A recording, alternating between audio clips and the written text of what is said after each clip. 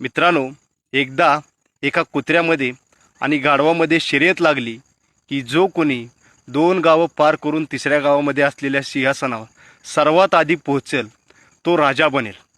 आणि ठरल्याप्रमाणे शर्यत सुरू झाली.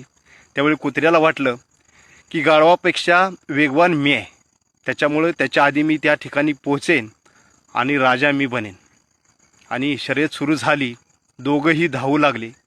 ज्यावेळी कुत्रा धावू लागला त्यावेळी पहिल्या गावामध्ये गेल्यानंतर त्या ठिकाणी काही कुत्र्यांनी बघितलं की हा कुत्रा पळतोय.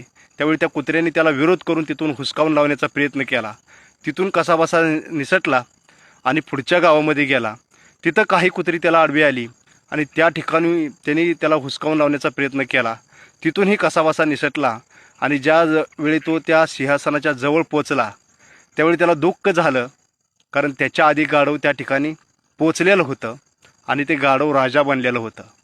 त्यावेळी त्या कुत्र्याला खंत वाटली की आपल्याच लोकांनी रस्त्यामध्ये जर आपल्याला अडथळा निर्माण केला नसता आणि उलट आपल्याला साथ दिली असती तर आज ह्या सिंहासनाचा राजा आपण असलो असतो.